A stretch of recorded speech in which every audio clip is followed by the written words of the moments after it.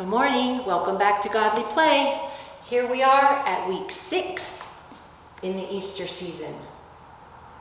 So close to Pentecost. So before we join together on the carpet area, I want to take a quick minute to say a big thank you to Alan and all my fellow storytellers for keeping Godly Play going, to Jared for the phenomenal filming job, and especially to the man behind the camera right now, Robbie.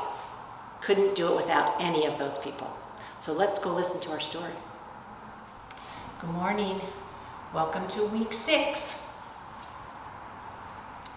I'm happy to be back again with you to tell this week's story. I hope you all had a great week and were able to enjoy getting outside a bit more.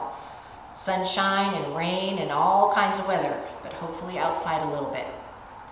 So let's ready ourselves for our story.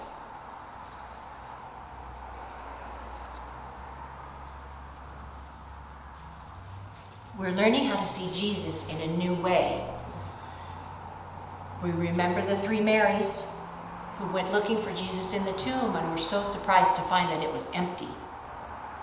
Mary Magdalene stayed behind, and she was the first to see and know Jesus in a new way.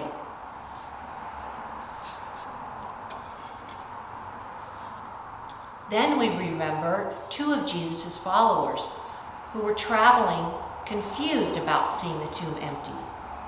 A stranger joined them, and as he spoke about the scriptures, they felt like they should know him, but it wasn't until he sat down later with them and broke bread they began to understand who he was.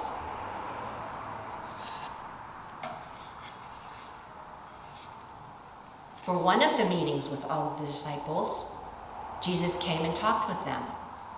Thomas wasn't with them. He didn't believe that Jesus had come to be with them. He needed to see Jesus' hands to believe, and then he did. On the 4th Sunday, we learned how Jesus came to his disciples while they were fishing in the Sea of Galilee. He helped them catch so many fish. He also talked with Peter and the others about how they were going to begin helping other people.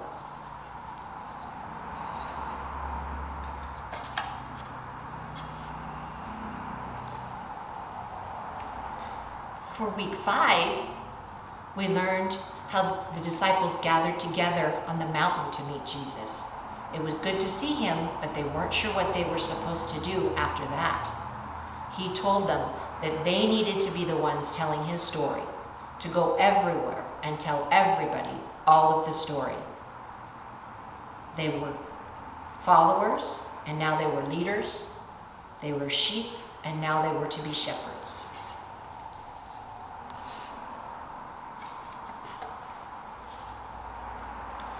On the 6th Sunday in the season of Easter, we remember how the disciples returned to Jerusalem. They gathered again in their room, and Jesus was there. They were more comfortable now with the new way of knowing him, so they asked many questions. Most of them were silly. "Lord, will you restore the kingdom to Israel?" Jesus cut short such talk. "It is not for you to know the times or the seasons." He then led them out of the room and through the streets. They went beyond the walls of Jerusalem to a hillside, perhaps near Bethany. Jesus stopped, and they gathered around him. He lifted up his hands, looking at each one, and blessed them. He then withdrew, and a cloud took him out of sight. The disciples stood there, looking up into the sky, until someone said, "Why are you looking up into the sky?" There were 2 men standing there dressed in white. The disciples felt silly. What were they doing looking up into the sky for what they could no longer see? The strangers then answered their own question. This was Jesus. He is gone now as you have known him. It seemed like a great weight was lifted from their shoulders. The disciples turned and walked back to Jerusalem. Now they had to wait. What was this Holy Spirit he said was coming? How would they know when it arrived? They waited and they waited. While they waited, they found someone to replace Judas. God helped them choose Matthias. So now there were 12 once more, but they still had to keep waiting. How long would it take for the Holy Spirit to come?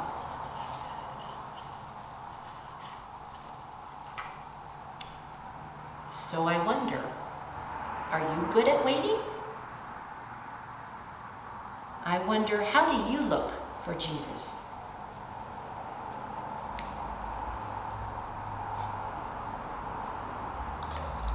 Have a safe and healthy week. Look for Jesus. See you next time for Godly Play.